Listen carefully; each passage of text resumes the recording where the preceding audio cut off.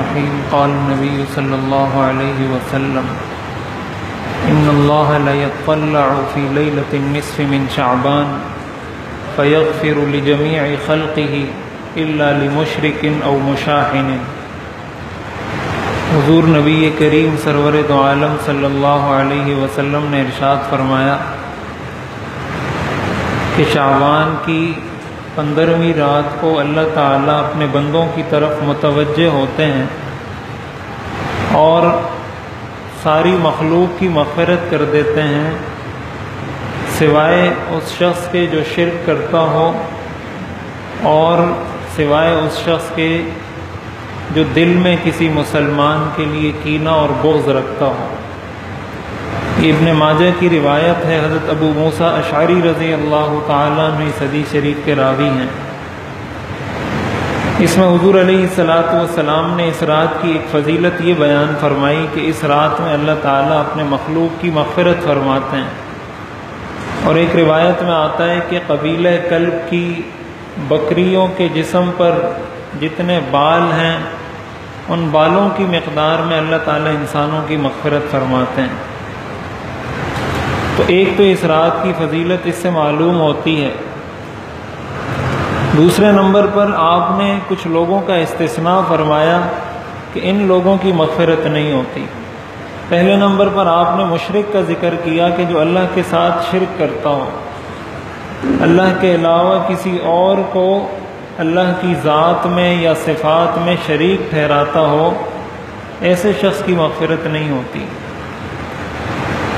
دوسرے نمبر پر آپ نے فرمایا جو شخص دل میں کسی کے لیے کینہ اور بغض رکھتا ہو اس کی بھی مغفرت نہیں ہوتی۔ تو اس سے یہ بھی سبق ملتا ہے کہ انسان کو اپنا جائزہ لینا چاہیے کہ کہیں وہ شرک میں تو مبتلا نہیں ہے، کہیں اس کے دل میں کسی مسلمان کے لیے کینہ اور بغض، کوئی برائی تو اس کے دل میں مسلمان کے لیے نہیں ہے کہ اس رات میں بھی اس کی مغفرت نہیں ہوتی۔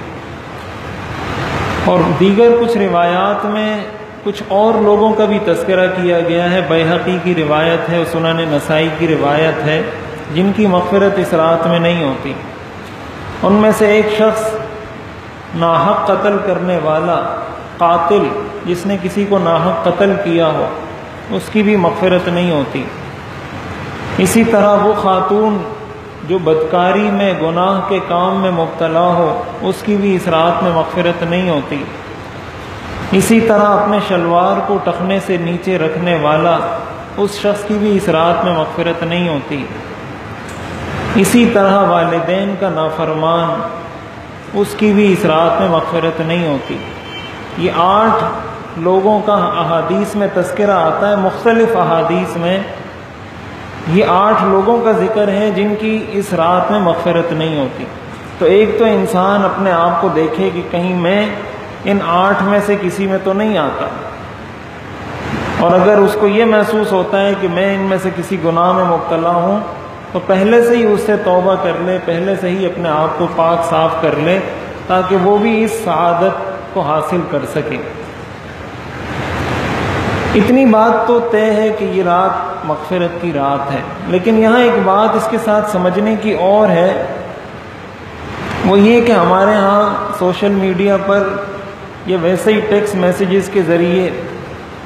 اس موقع پر بھی، شب معراج کے موقع پر بھی، اس رات کے موقع پر بھی، جب بھی ایسی کوئی رات آتی ہے تو اس طرح کے میسیجز چلنا شروع ہو جاتے ہیں کہ اس رات اعمال نامے اللہ کی بارگاہ میں پیش ہوتے ہیں، لہٰذا مجھ سے جو بھی گناہ ہوا ہو، مجھ سے جو بھی غلطی ہوئی ہو، مجھے معاف کر دیں۔ تو اب اس میں مسئلہ یہ ہے کہ 2-3 چیزوں کو یہاں گڈ مٹ کر دیا۔ پہلی بات تو یہ ہے کہ اس رات اعمال نامے اللہ کی بارگاہ میں پیش ہوتے ہیں، اس کا ثبوت کسی حدیث سے نہیں ہے۔ کسی حدیث میں یہ نہیں بتایا گیا ہے کہ 15ویں شعبان کو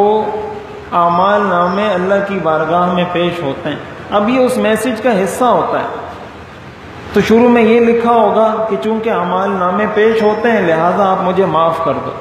تو اس چیز کا ثبوت نہیں ہے۔ پہلی بات تو یہ یاد رکھیں۔ اور دوسری بات اس میں یہ لکھی ہوتی ہے کہ اس رات میں انسان کی تقدیر کے فیصلے ہوتے ہیں، یا یہ فیصلہ ہوتا ہے کہ اس نے مرنا ہے یا نہیں مرنا،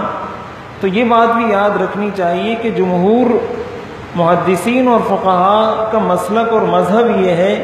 کہ یہ جو ساری باتیں یہ لیلۃ القدر کے ساتھ خاص ہیں، اس لیے کہ قرآن کریم میں خود آتا ہے انا انزلناہ فی لیلۃ القدر، کہ قرآن کو ہم نے لیلۃ القدر میں نازل کیا۔ اور ایک اور مقام پر فرمایا شہر رمضان الذی انزل فیہ القرآن، کہ رمضان کے مہینے میں قرآن نازل کیا گیا۔ تو یہ بات تو طے ہے کہ قرآن رمضان کے مہینے میں نازل ہوا ہے۔ تو دوسری آیت میں جہاں آتا ہے انا انزلناہ فی لیلۃ مبارکہ، کہ ہم نے اس کو مبارک رات میں نازل کیا، اس مبارک رات سے مراد بھی لیلۃ القدر ہے۔ اس سے مراد لیلۃ القدر اس لیے ہے کہ خود قرآن نے دوسری جگہ کہا ہے انا انزلناہ فی لیلۃ القدر۔ تو آگے جو آتا ہے فیہا یفرق کل امر حکیم، کہ اس کے اندر یہ سارے فیصلے کیے جاتے ہیں، ساری تقسیم کی جاتی ہے، تو یہ بھی لیلۃ القدر کی خاصیت ہے۔ تو شعبان کی 15ویں رات کے بارے میں یہ بات کرنا کہ اعمال نامے اللہ کی بارگاہ میں پیش ہوتے ہیں، یہ بات بھی غلط ہے۔ یہ بات کرنا کہ اس رات تقدیر کے فیصلے ہوتے ہیں اور تقدیر کے سارے فیصلے تقسیم کر دیے جاتے ہیں، یہ بات بھی ٹھیک نہیں ہے۔ اور تیسرے نمبر پر یہ میسج، خود یہ میسج کرنا، اس کو بھی دیکھنے کی ضرورت ہے کہ یہ میسج انسان ویسے ہی رسم کے طور پہ کر رہا ہے یا واقعی میں اس کے دل میں کوئی ندامت بھی ہے۔ اگر واقعتاً اس کے دل میں ندامت ہے، اس کا پتہ اس سے چلے گا کہ کیا اس نے اس میسج بھیجنے پر ہی اکتفا کیا ہے، یا اگر اس کے آس پاس میں کوئی ایسا شخص ہے جس کے ساتھ اس کی لڑائی ہے، جس کے ساتھ اس کا کینہ ہے، جس کے ساتھ اس کا بغض ہے، اس کے پاس جا کے بھی معافی مانگی ہے۔ اگر اپنے گھر میں والد اس سے ناراض ہے، یا والد سے بیٹا ناراض ہے، یا بھائی سے بھائی ناراض ہے، اس سے تو معافی نہیں مانگتا، اپنی والدہ سے تو معافی نہیں مانگتا، اپنے پڑوسی سے تو معافی نہیں مانگتا، باقی پوری دنیا کو میسج کر رہا ہے کہ مجھے معاف کر دو۔ اس کا مطلب یہ ایک رسم ہے، ایک رسم بنا دی کہ مجھے معاف کر دو، ایک فیشن ہے کہ لوگ کہیں گے بڑا نیک آدمی ہے، اس کو بڑی فکر ہے۔ تو اگر واقعتاً فکر ہے اور اس نے آس پاس بھی سب سے معافی مانگ لی اور ساتھ یہ میسج بھی بھیج رہا ہے تو اچھی بات ہے، جس سے کوئی ایسی کوتاہی ہوئی ہوگی معافی مانگ لیں۔ لیکن محض یہ میسج بھیج کر یہ سمجھ لینا کہ بس میں پاک صاف ہو گیا، یہ تصور بنا لینا،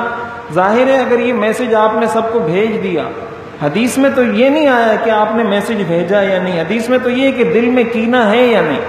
یہ میسج بھیجنے کے بعد بھی اگر آپ کے دل میں کسی کے لیے کینہ ہے، بغض ہے، تو اس میسج کے بھیجنے کا کوئی فائدہ نہیں۔ لیکن یہ میسج کسی ایک بندے کو بھی نہیں بھیجا اور آپ کے دل میں کسی کے لیے کینہ نہیں، تو اس میسج کے نہ بھیجنے سے کوئی نقصان نہیں ہوگا۔